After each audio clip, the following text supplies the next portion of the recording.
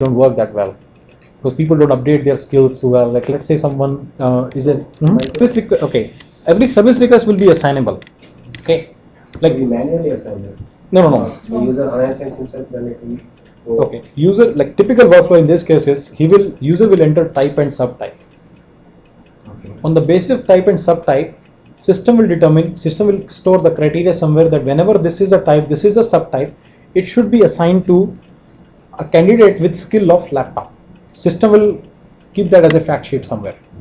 Whenever the service, so tier 1 responsibility is to put the type and subtype properly.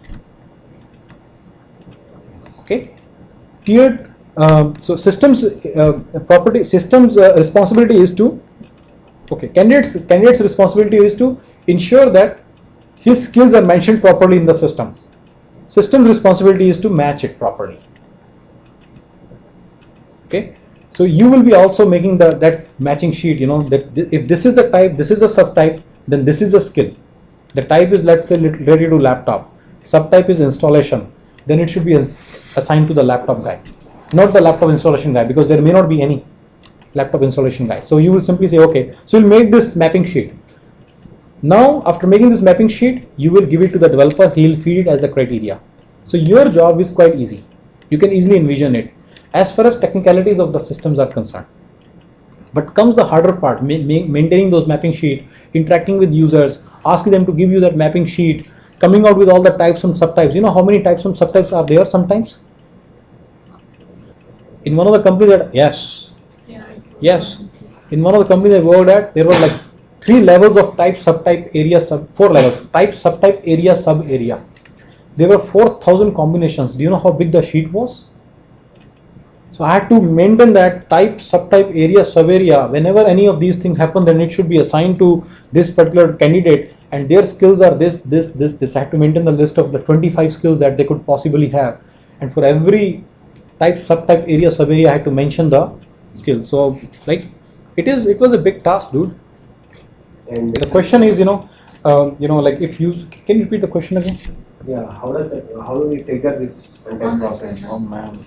So basically, typical question is, what makes the basically system do this thing. So we call it like, what will be the trigger? When will the assignment manager get triggered? So that's what you have to tell. That's your job. But typically, the trigger will be change of status. Let's say the service request is created. Let's say, he may not unassign it to him by himself. He might simply just as he says open, there might be a button. He might just click on it and it might get assigned to someone. So you have to design that. So that is the part of the functional design. Like functional really means, what does he do basically? What does he do? Where does he go? From a really task, like click standpoint, what does he do in order to get that service request off him? So in my case, I just said probably a button could be provided. Maybe just a change of status. He puts a status open, tries to resolve it. He changes the status to assign and saves it. It goes out of his queue. Or maybe he assigns it to a queue. In Siebel 7.8, there is a concept of queue also. So he can assign it to a queue. And then there are multiple combinations. There are multiple ways in which it can be achieved.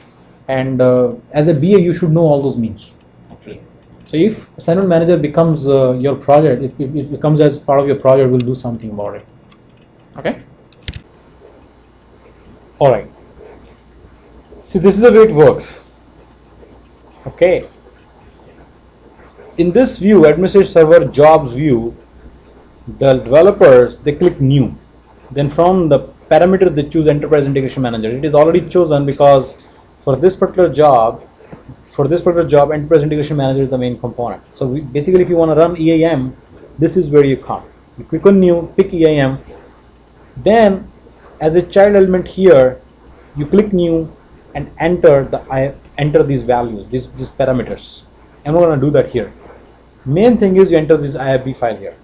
This IFB file, this is the name here. The actual file is on the server itself, and it gets picked. So it gets picked, and then in that IFB file, what is written, I'm going to show you next. That's a different story. I'm going to show you next.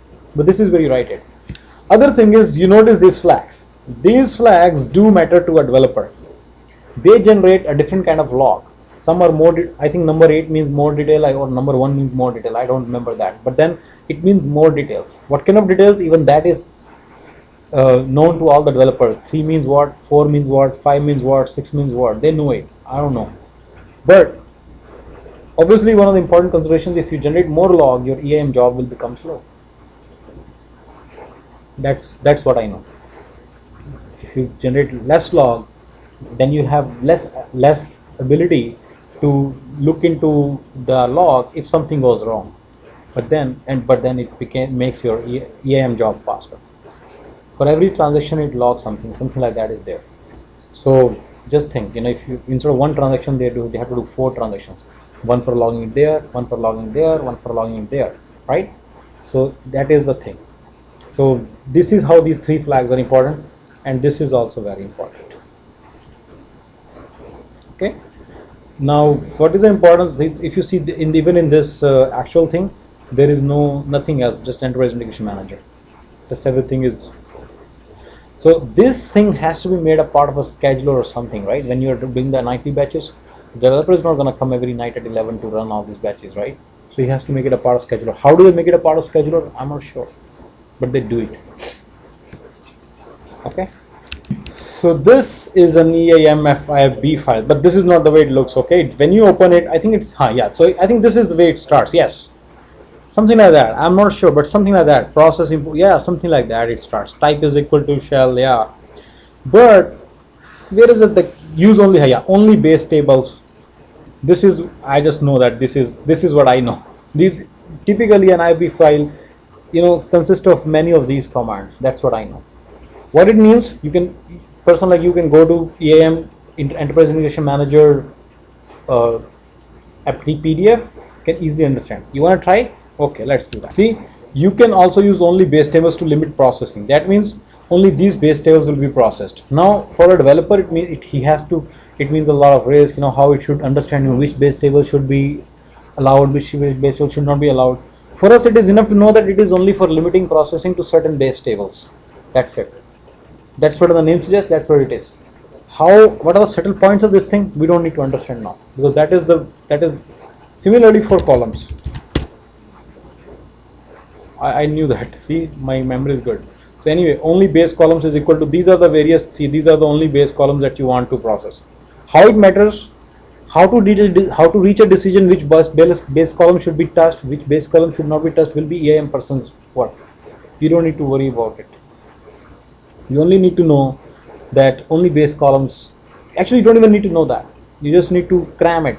That in SQL there is a way to when you are processing EAM there is a way to process only the base columns, certain base columns. You can eliminate the rest. You can keep the ones that you want to process. That's it. I don't get same.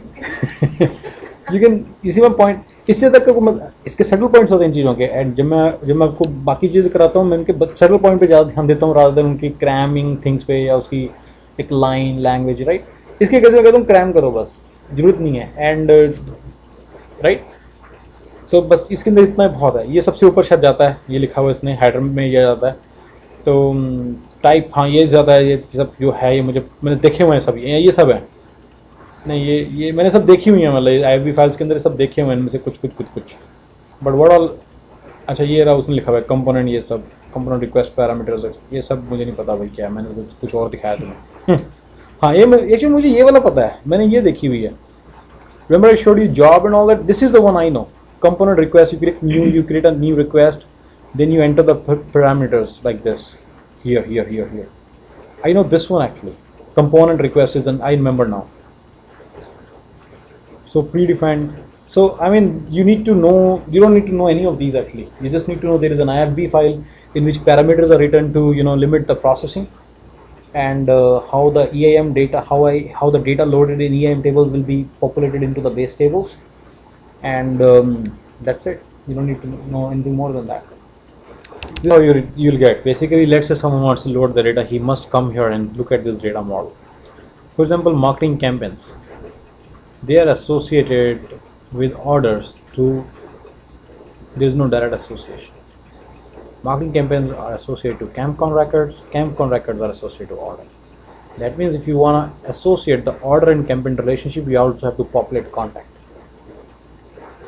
And then you have to create a CampCon record. On that CampCon record, you will be associating order. Similarly, someone says, can you associate campaigns and the positions directly? There is no direct relationship between positions and campaigns. It is through territories. So this is like how you read these diagrams. You look at these diagrams and see what is the supported data model, what are the supported joins, what are the supported tables around a particular table. Okay. For example, there is no direct relation between marketing campaign and marketing segment. Everything's a part of call list and it's part of campaign context. So all this you'll have to study for your this thing. By the way, campaign is associated to a person through CampCon table. So other thing we talk about is that CampCon is a very dense table. There's a lot of data in it because let's say there are 25,000 campaigns and there are like 2 million contacts. You expect to have 25,000 into 2 million contacts data there. And my point is, typically intersection tables are very densely populated. They're like really huge tables. So performance gets adversely impacted because of this thing. So this is one of the considerations when you're thinking about any kind of data load, how the intersection tables will look like after that. And you'll see people talking about CampCon table. And by the way, camp table is s_camp_con. And I think campaign table is s_, I'm not sure the name of the table, man. But this is the kind of the ERD diagram, entity relationship diagram. Okay. So I'm gonna link to the prospect table. I'm gonna show you its data. ODBC, all the ODBC connections. I'm gonna check 06 SAM. Click OK. It is showing me on the list of all the contacts. I'm gonna show you the prospect, right? CampCon also. Let me show you CampCon also.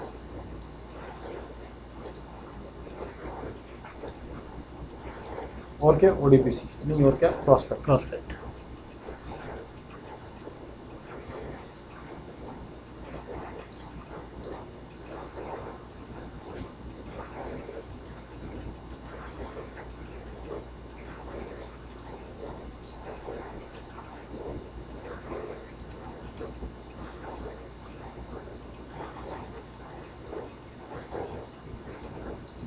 ठीक है, ये पहले तो these are all system columns, right?